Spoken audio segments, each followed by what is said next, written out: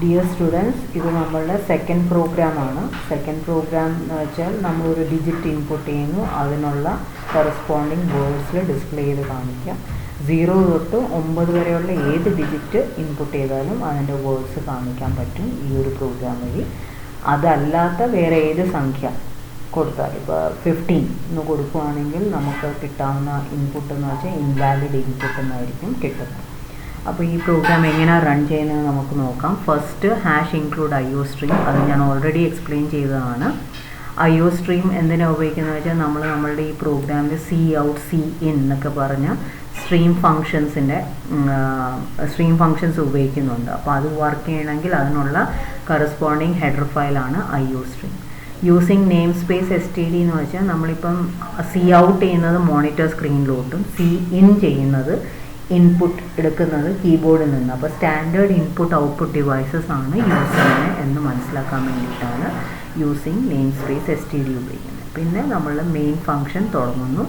ഇനി നമ്മൾ ആദ്യമേ ഒരു ഡിജിറ്റ് ഇൻപുട്ട് ചെയ്യുമല്ലോ, അത് സ്റ്റോർ ചെയ്യാനായിട്ട് നം എന്ന് പറഞ്ഞൊരു വേരിയബിളാണ് യൂസ് ചെയ്യുന്നത്. അപ്പോൾ ആ നം എന്ന് പറഞ്ഞ വേരിയബിൾ നമ്മൾ ഡിക്ലെയർ ചെയ്യണം, അതിനാണ് ഇൻറ്റ് നം. ഇനി അടുത്ത് എന്ത് ചെയ്യണം, നമ്മളൊരു മെസ്സേജ് മോണിറ്റർ സ്ക്രീനിൽ, അതായത് ആ ഡിജിറ്റ് ഇൻപുട്ട് ചെയ്യണം എന്ന് പറഞ്ഞുകൊണ്ടുള്ളൊരു മെസ്സേജ് കൊടുക്കുക. നമ്മൾ ഇൻപുട്ട് ചെയ്യുന്ന ഡിജിറ്റ് കീബോർഡിൽ നിന്ന് വാങ്ങിച്ച് സൂക്ഷിച്ച് വെക്കേണ്ടത് എവിടെ ആയിരിക്കും, നം എന്ന് പറഞ്ഞ വേരിയബിൾ. ഇനി നമ്മിൻ്റെ വാല്യൂ 0 തൊട്ട് 9 വരെ ആകാം, അതിന് കറസ്പോണ്ടിങ് ആയിട്ടുള്ള വേർഡ്സാണ് പ്രിൻ്റ് ചെയ്യേണ്ടത്. അപ്പം എന്താ സംഭവിക്കുന്നതെന്ന് വെച്ചാൽ നമ്മളിപ്പം സ്വിച്ച് കൊടുക്കാൻ കാര്യം എന്ന് വെച്ചാൽ ഇഫിൽ നമ്മൾക്ക് 1-2 സ്റ്റേറ്റ്മെൻറ്റ്സ് ഒക്കെ ആണെങ്കിൽ ഓക്കെ ആയിരുന്നു ഇഫ് ഉപയോഗിക്കായിരുന്നു. പക്ഷേ സ്വിച്ചിൽ നമ്മൾ ഒന്നിൽ കൂടുതൽ കേസ് വാല്യൂസ് ചെക്ക് ചെയ്യേണ്ട ആവശ്യമുള്ളതുകൊണ്ടാണ് നമ്മൾ സ്വിച്ച് ഉപയോഗിക്കുന്നത്.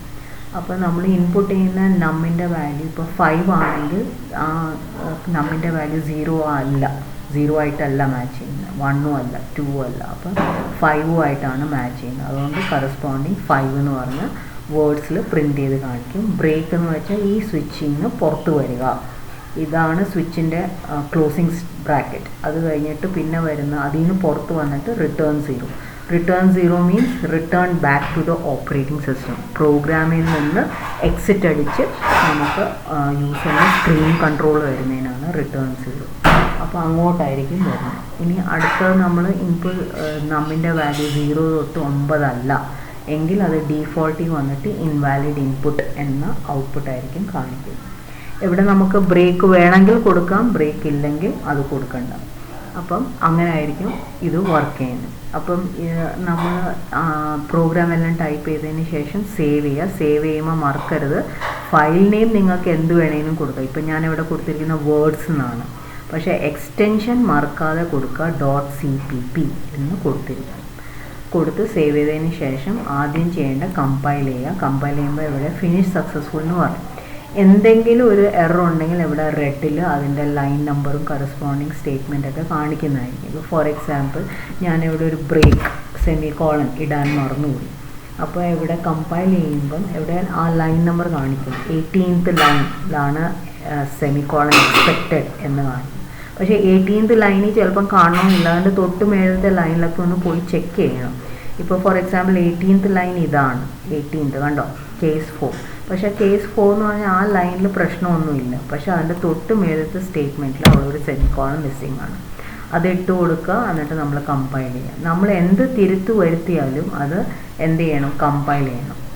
അല്ലെങ്കിൽ ആ തിരുത്ത് അതിൽ എഫക്റ്റിൽ വരത്തില്ല, ആ പഴയ ഇതിൽ തന്നെ ആയിരിക്കും കിടക്കുന്നത്. അപ്പോൾ കമ്പൈൽ ചെയ്യുക, പിന്നെ അതിന് ശേഷം ബിൽഡ് ചെയ്യുക, അപ്പോഴും എറർ ഒന്നും ഉണ്ടാവാൻ പാടില്ല. And finally you have to run the program.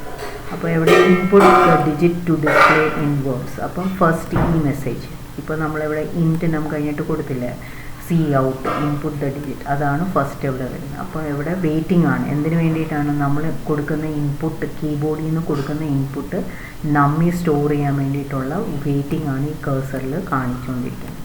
അപ്പോൾ നമ്മളിവിടെ 5 കൊടുക്കുക. 5 കൊടുത്തു കഴിഞ്ഞാൽ എന്തായിരിക്കും സംഭവിക്കുന്നത്, സ്വിച്ച് നം, അതായത് നമ്മിൻ്റെ വാല്യൂ ഏത് കേസുമായിട്ടാണ് മാച്ച് ചെയ്യുന്നത് അങ്ങോട്ട് സ്വിച്ച് ചെയ്യാനാണ് പറയുന്നത്. അപ്പോൾ നമ്മിൻ്റെ വാല്യൂ 5 ആയതുകൊണ്ട് കേസ് 5ലോട്ടായിരിക്കും, കാരണം നമ്മിൻ്റെ വാല്യൂ 5 ആയിട്ടാണ് മാച്ച് ചെയ്യുന്നത്. അപ്പോൾ ഇവിടെ 5 എന്ന് പ്രിൻ്റ് ചെയ്യും, ബ്രേക്ക് ചെയ്യും, എക്സിറ്റ് അടിക്കും. അപ്പോൾ നമ്മളിവിടെ 5 കൊടുത്തു കഴിഞ്ഞാൽ 5 കൊടുത്തിട്ട് എൻ്റർ കൊടുത്തു കഴിഞ്ഞാൽ കണ്ടോ ഔട്ട്പുട്ട് 5 വന്നു, പ്രോഗ്രാം എക്സിറ്റ് ആയി. അപ്പോൾ അങ്ങനെ ആയിരിക്കും അത് വർക്ക് ചെയ്യുന്നത്. ഇനി നമ്മൾ ഒന്നോടെ ഒന്ന് എക്സിക്യൂട്ട് ചെയ്യുക. അപ്പോൾ നമ്മളിപ്പോൾ 15 ആണ് കൊടുക്കുന്നതെങ്കിൽ എന്തായിരിക്കും സംഭവിക്കുന്നത്? കേസ് 0 തൊട്ട് 9 വരെ 15 മാച്ച് ആവുന്നില്ല. അപ്പോൾ ഡീഫോൾട്ടിൽ വന്നിട്ട് എന്ത് പ്രിൻറ്റ് ചെയ്യുന്നതായിരിക്കും? ഇൻവാലിഡ് ഇൻപുട്ട് എന്നായിരിക്കും പ്രിൻറ്റ് ചെയ്യുന്നത്. അപ്പോൾ ഇവിടെ 15 കൊടുത്തു കഴിഞ്ഞാൽ ഇൻവാലിഡ് ഇൻപുട്ട് വരുന്നതായിരിക്കും. അപ്പോൾ ഇങ്ങനെ ആയിരിക്കും second program run. Okay, thank you.